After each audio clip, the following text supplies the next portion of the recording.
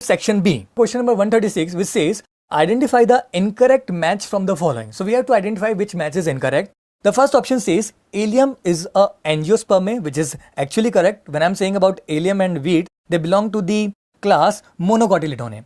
Then we have second option which says petunia is a Monocotyledone. No, which is actually wrong because it's a dicot plant. Third option says wheat belongs to the family Poaceae, which is correct. Fourth option says leopard, that is matched with Felidae with its family, so which is also correct. So we have option number 2 which is incorrect. So it is the right answer here. We move to question number 137, which says the set of rules and recommendations dealing with the formal names of an organism is given in ICBN. Which amongst the following characteristic would be there in this organism? So let us understand, when I'm talking about ICBN, it is actually signifying International Code for Botanical Nomenclature. It means the organism which we are talking about is a plant. So let us understand what characters it should be having. So first option says presence of both membrane bound and non-membrane bound organelles, which is actually the right option because in plants we can find both of these organelles. Second option says heterotrophic mode of nutrition is predominant, which is wrong because we know the plants are photosynthetic. Third option says presence of rigid cell wall made up of cellulose, which is indeed correct here.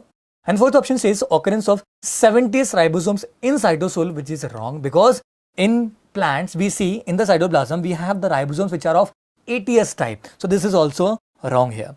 So with this we have option number A and C as correct. So we have option number 4 which is depicting our answer here.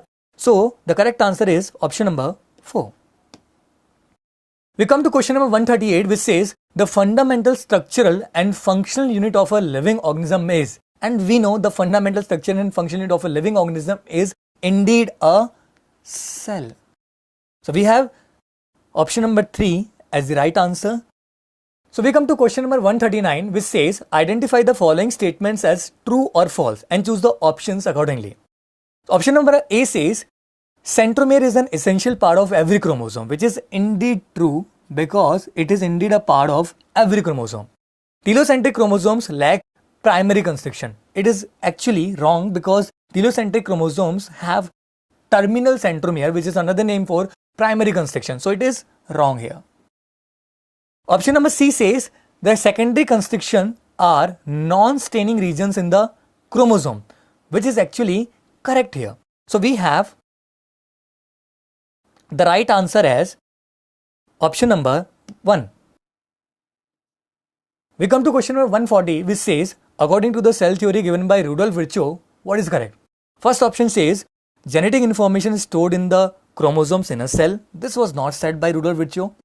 Second option says all cells arise from pre-existing cells. This is actually what was said by Rudolf Virchow.